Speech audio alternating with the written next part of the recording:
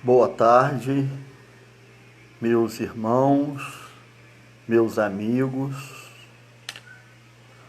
Neste momento, estamos iniciando mais uma vez uma reflexão com o intuito de esclarecimento, com o intuito de estudo para as nossas almas, para que possamos ir construindo melhores energias que harmonizam os nossos corações com Deus nosso Pai. Dedico esta palavra de hoje à nossa benfeitora espiritual Célia Lúcius. Estamos no mês de gratidão a Célia, nossa benfeitora espiritual, e para nós fazermos a oração, eu escolhi versos do professor Clóvis Tavares, Gratidão a Célia, que servirá como a nossa oração inicial. Nós devemos ser gratos aos benfeitores espirituais que nos auxiliam, que nos protegem. E Célia Lúcius, que na Igreja Católica é chamada de Santa Marina ou Santa Marinha em espanhol, ela é uma protetora da nossa escola.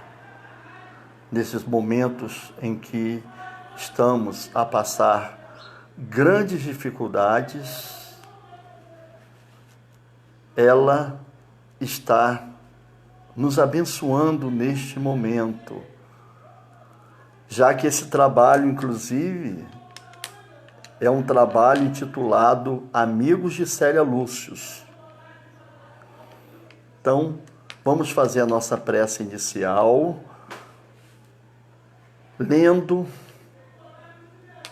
com singeleza, com serenidade, com tranquilidade, esses belos versos do professor Clóvis Tavares, dedicada à nossa benfeitora Célia Lúcius. Gratidão a Célia.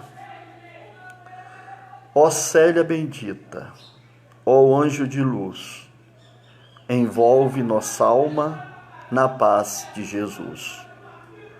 Ensina-nos sempre a amar e sofrer. No Mestre que amaste, queremos viver. Das sombras de Roma até Alexandria, sofreste com Cristo, ninguém o sabia.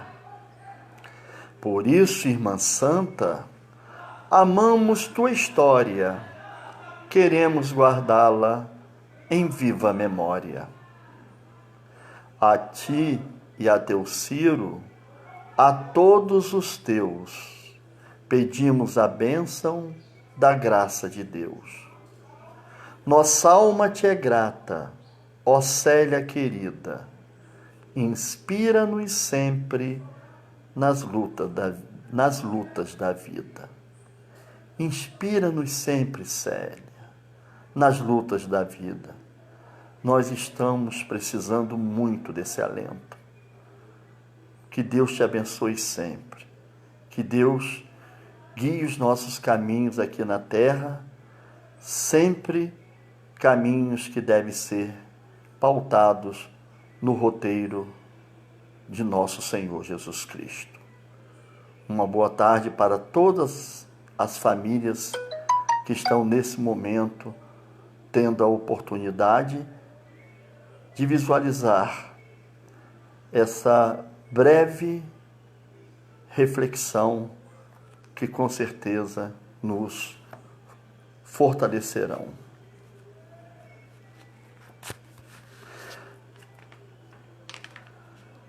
Meus irmãos, a lição de hoje seria a lição do próximo dia 11, mas houve uma troca e o estudo de hoje, né, a gente pode chamar de um pequeno estudo, que é um estudo de meia hora, é do livro Vinha de Luz. A gente sabe que esse livro, assim como Caminho, Verdade e Vida, Fonte Viva, né, o próprio Vinha de Luz, são mensagens de Emmanuel interpretando com muita maestria versículos do Evangelho de Nosso Senhor. E Emmanuel, nesse livro Vinha de Luz, o último capítulo, né, capítulo 180, titulado Depois, foi baseado no capítulo 4, versículo 17 do Evangelho de São Marcos. Depois, sobrevindo tribulação ou perseguição. Aí tem umas reticências.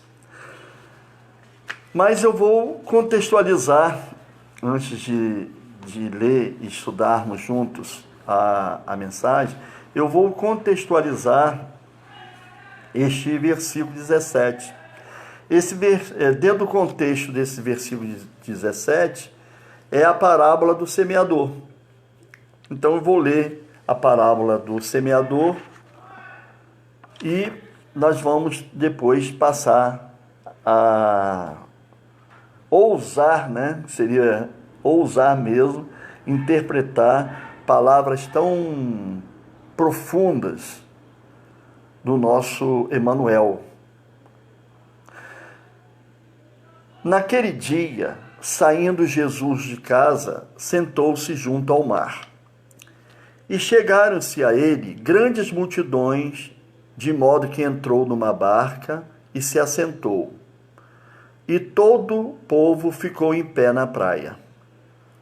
E muitas coisas lhe falou em parábolas, dizendo: o semeador saiu a semear.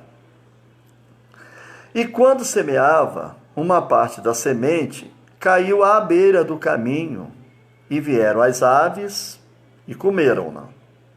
Outra parte caiu nos lugares pedregosos, onde não havia muita terra, e logo nasceu, porque a terra não era profunda. E tendo saído o sol, queimou-se, e porque não tinha raiz, secou-se. Outra caiu entre os espinhos, e os espinhos cresceram e a sufocaram. E outra caiu na boa terra e dava fruto, havendo grãos que rendiam 100, outros 60, outros 30 por um. Quem tem ouvidos, ouça. Ouvi, pois, a parábola do semeador. Quando alguém, olha o alerta de Jesus, os alertas de nosso Senhor Jesus Cristo. Quando alguém ouve a palavra do reino e não a entende, vem o maligno e tira o que tem sido semeado no seu coração. Este é o que foi semeado à beira do caminho. O que foi semeado nos lugares pedregosos, os que foram semeados,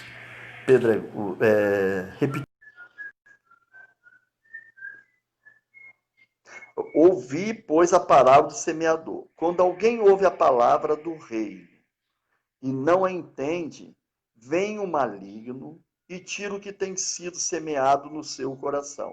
Este é o que foi semeado à beira do caminho. Quem ouve a palavra e logo a recebe com alegria. Muitos nós, espíritas, estamos incluídos aqui, né? Quando a gente chega muitas vezes à casa espírita, quer trabalhar, cheio de entusiasmo, mas não tem em si raiz, antes é de pouca duração. e sobrevindo tribulação ou perseguição por causa da palavra, logo se escandaliza. Isso aqui, gente, esse versículo aqui que eu acabei de dizer, que é justamente a base da mensagem depois de Emanuel. O que foi semeado entre os espinhos é quem ouve a palavra, mas os cuidados do mundo e a sedução das riquezas abafam a palavra e ela fica infrutífera. E o que foi semeado na boa terra é quem ouve a palavra. Olha, é assim que nós devemos almejar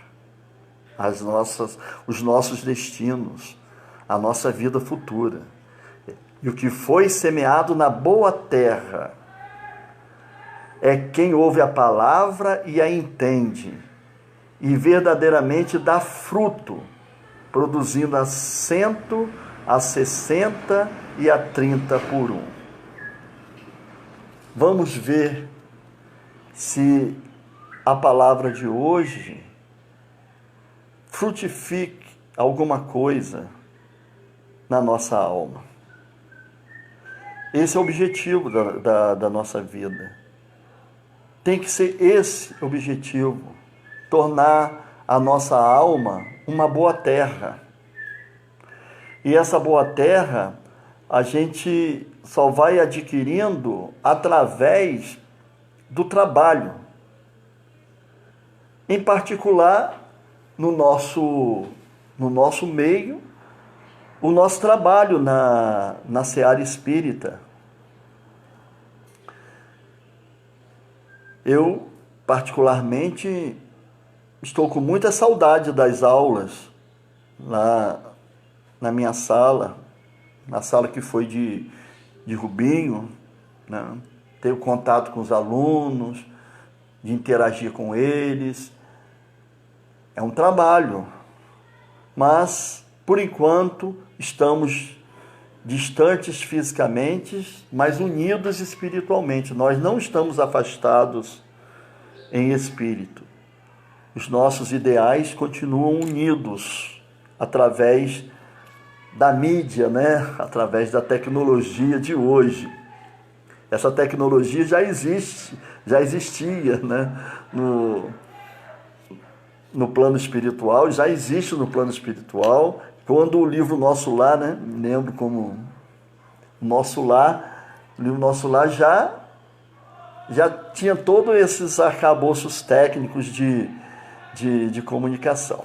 Mas vamos à mensagem. Então, essa mensagem depois, ela é baseada nesse versículo. É quando a gente coloca a semente, mas ela não tem raiz. Semente. Joga semente para semear. A gente não vai colher fruto porque ela não tem raiz. E sobrevindo tribulação ou perseguição, logo se escandaliza. A gente sabe que a gente vive num mundo de provas e expiações, caminhando para ser um mundo de regeneração. E os problemas existem. Os problemas aparecem no trabalho do bem.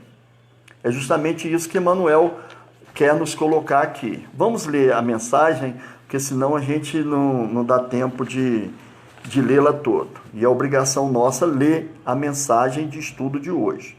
Se não der tempo da gente fazer todos os comentários, não tem problema. Mas por dignidade, né, por respeito a Emanuel, a gente precisa ler o que está nas entrelinhas da sua escrita, da sua palavra. Entender o que está escrito. Toda gente conhece a ciência de começar as boas obras. Aceita-se o braço de um benfeitor com exclamações de júbilo. Todavia, depois, quando desaparece a necessidade, cultiva-se a queixa descabida no rumo da ingratidão declarada, afirmando-se: ele não é tão bom quanto parece. Inicia-se a missão de caridade com entusiasmo santo.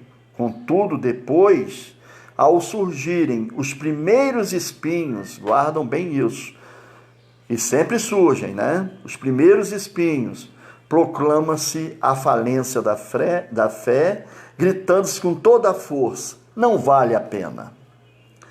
Empreende-se a jornada da virtude e aproveita-se o estímulo que o Senhor concede à alma, através de 1000 recursos diferentes. Entretanto, depois, quando a disciplina, olha essa palavra, são palavras-chave, quando a disciplina e o sacrifício... Desculpa, gente, houve um probleminha aqui. Me desculpa mesmo. Então, voltando aqui. Concede à alma através de 1000 recursos diferentes. Entretanto, depois, quando a disciplina e o sacrifício cobra justo o imposto devido, a iluminação espiritual clama-se com enfado. Assim também não. Então, grifem bem na nossa memória essas duas palavras, disciplina e sacrifício. Ajuda-se a um companheiro de estrada, com extremado carinho, adornando-se-lhe o coração de flores encomiásticas. Essa palavra eu fui ver o que era. Está aqui, encomiásticas, flores elogiosas, encomiásticas. No entanto, depois, se a nossa sementeira não corresponde à ternura exigente, abandonamo-lo aos azares da senda, asseverando com ênfase: não posso mais. Todos sabem principiar o ministério do bem. Preste bem atenção nesse parágrafo. Prestemos, né? Todos nós, prestemos bem atenção. Todos sabem principiar o ministério do bem.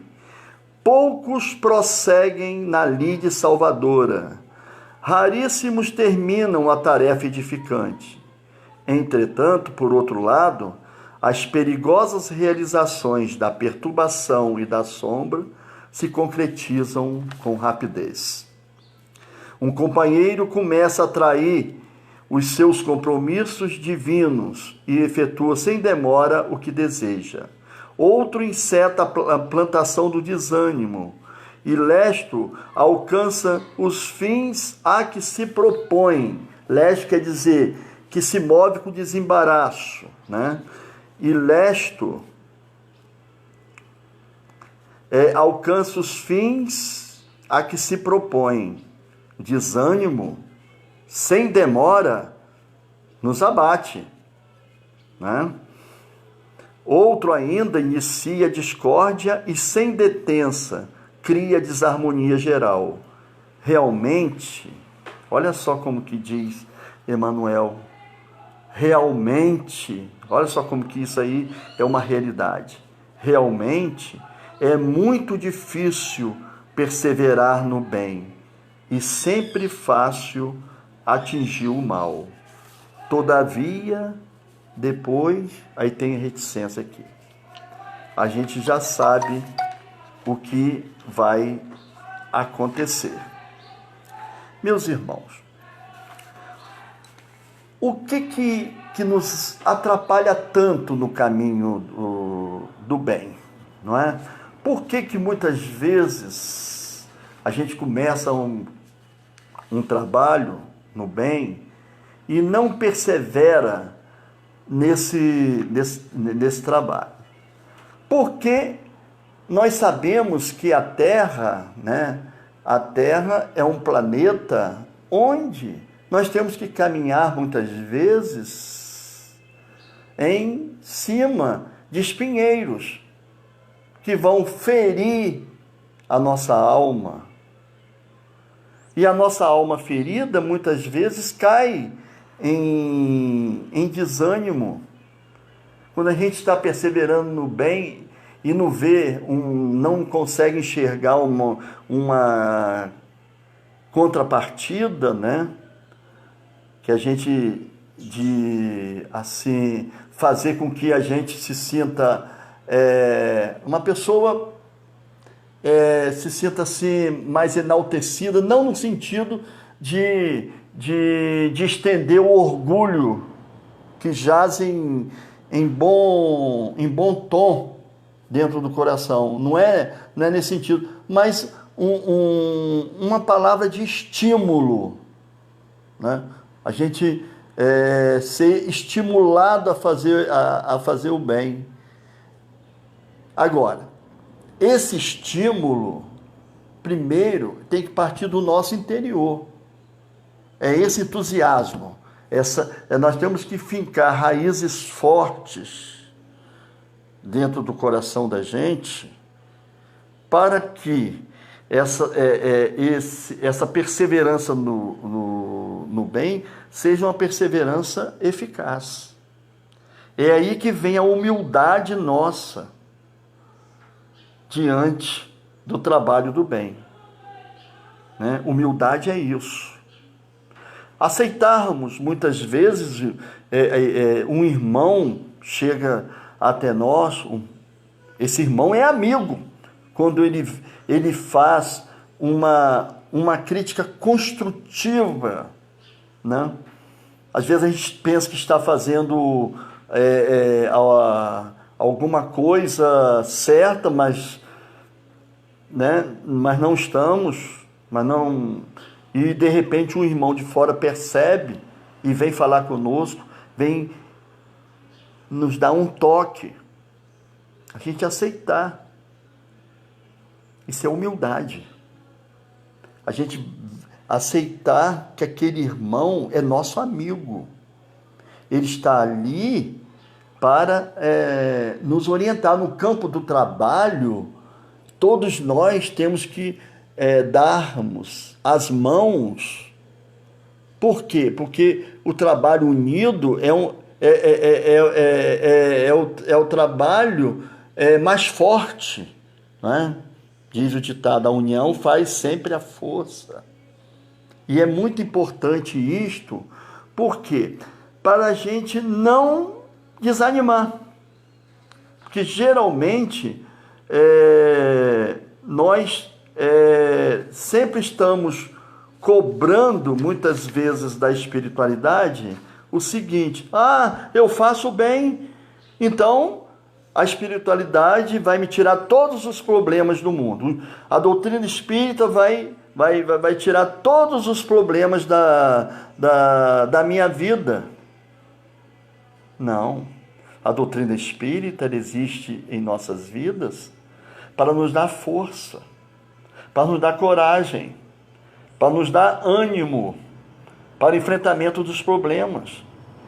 Porque nós estamos aqui num planeta de provas e expiações.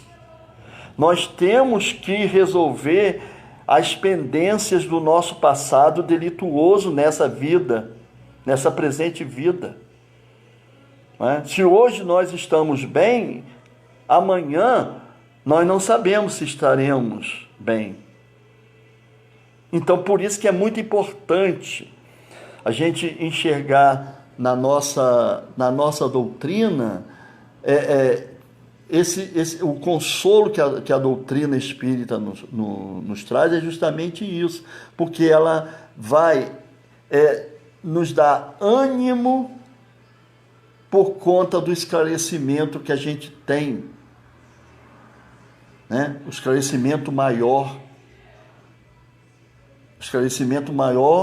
maior responsabilidade diante desse esclarecimento maior. Então, nós estamos recebendo a palavra do Evangelho. Eu estou lá na escola, 1980, eu estou na escola 40 anos, não é? Lá estou a receber a palavra do Evangelho. E se essa palavra do Evangelho não criar dentro de mim, ou dentro de nós, raízes fortes, nós vamos abandonar. abandonar o caminho do Cristo, por conta, sabe de quê? Dessas grandezas falsas do mundo, da sedução das riquezas, por causa, né, do egoísmo que ainda jaz latente em nossos corações, por conta das ilusões desta vida material, né? A vida material é uma vida que perece, a vida espiritual é a vida que enaltece a nossa alma. Não é assim? Então nós temos que cuidar muito do nosso espírito, porque, como diz Allan Kardec e os espíritos amigos, né? Eu, na hora que estava assim, meditando sobre o nosso estudo, por que nós temos todas essas dificuldades que foram citadas aqui na mensagem de Emmanuel depois? Por que a gente geralmente desanima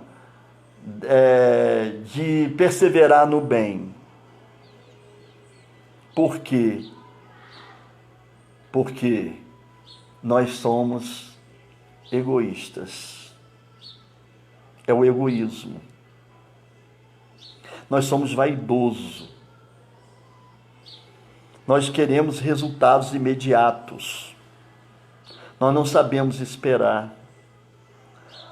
Nós queremos ganhar. A gente quer ganhar, como se fosse assim, figurativamente falando, um terreno no céu. Não é?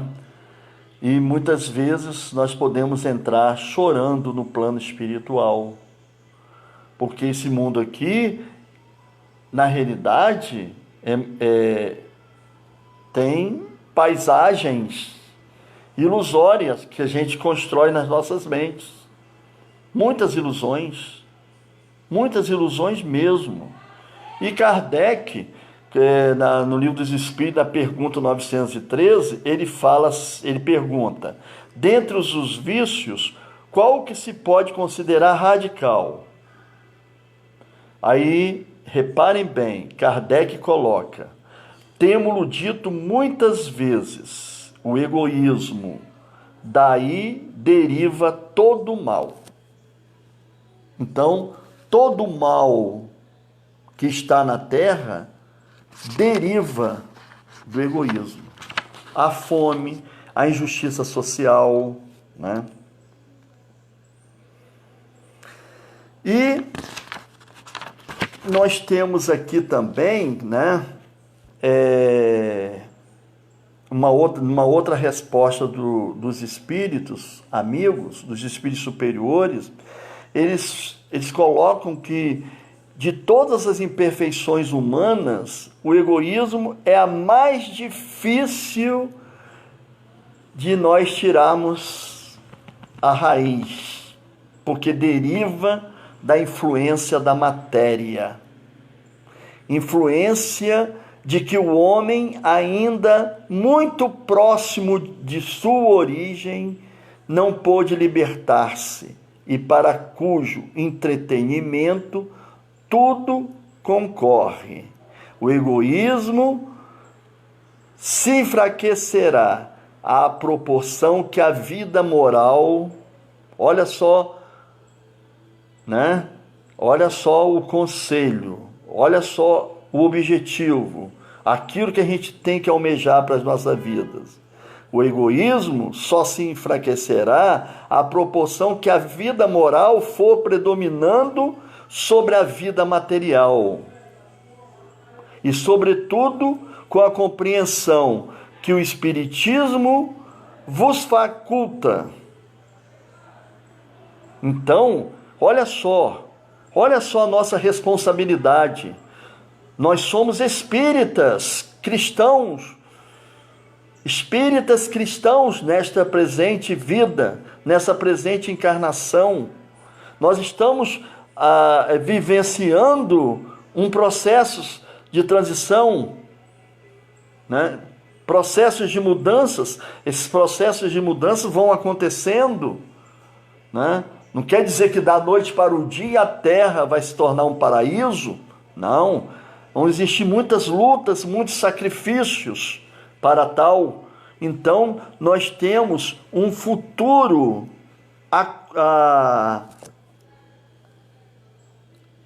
nós temos um futuro que, com certeza, esse futuro será a verdadeira prática do bem na terra em todos os sentidos. Em todos os sentidos. Enfim, meus irmãos, concluindo, o egoísmo é a fonte de todos os vícios, como a caridade o é de todas as virtudes. O egoísmo é a fonte de todos os vícios, porém, a caridade é a fonte de todas as virtudes. Destruir um e desenvolver a outra, tal deve ser o alvo de todos os esforços do homem, se quiser assegurar a sua felicidade neste mundo, tanto quanto no futuro. Pensemos nisso. E também nesse alerta de Emmanuel, quando nos fala assim: um companheiro começa a trair os seus compromissos divinos e efetua sem demora o que deseja. Outro enceta a plantação do desânimo e lesto alcança os fins a que se propõe. Tomemos cuidado com isso. A plantação do desânimo. Outro inicia ainda a discórdia. Desânimo, discórdia. E sem detença, realmente é muito difícil perseverar no bem e sempre fácil atingir o mal. É muito fácil atingirmos o mal. Tomemos cuidado, meus irmãos. Por isso que Jesus nos pediu: orai e vigiai. Não nos deixeis cair em tentação. Não deixemos que as influências materiais da terra acentuem essa raiz fraca que existe em nossos corações de pertencimento a Deus, nosso Pai. Nós pertencemos a Deus. Nós somos filhos de Deus.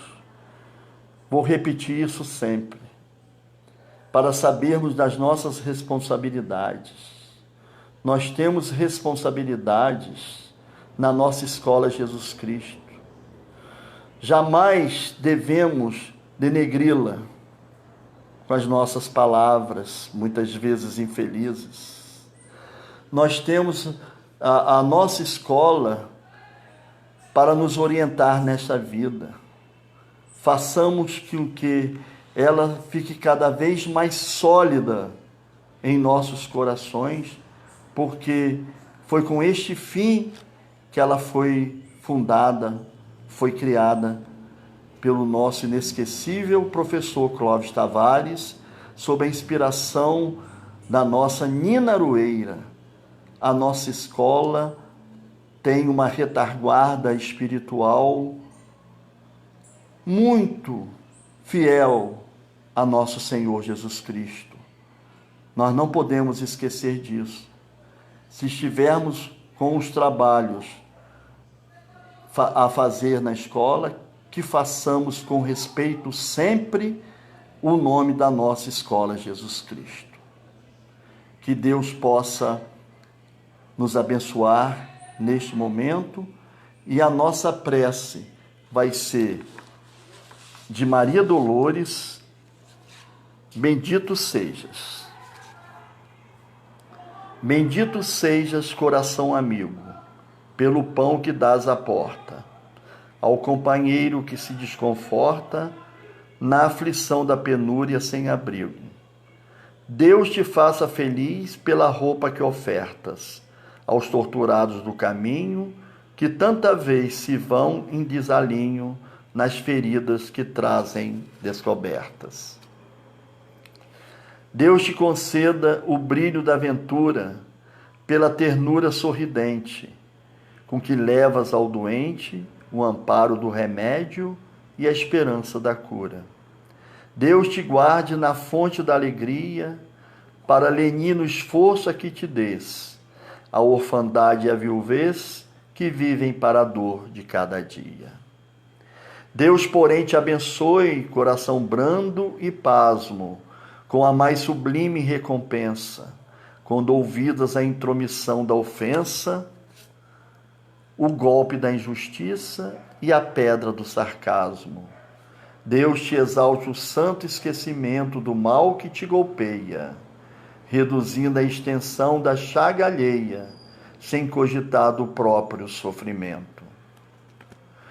Bendito sejas, coração submisso, embora sábio entre os mais sábios pela palavra boa de teus lábios, no exemplo da bondade e do serviço, porque o amor transforma a sombra em luz e o perdão, onde ampara, nunca erra, auxiliando a vida em toda a terra para o reino divino de Jesus.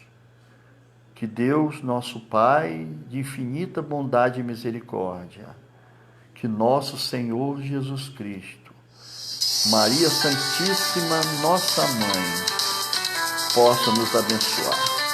Que assim seja.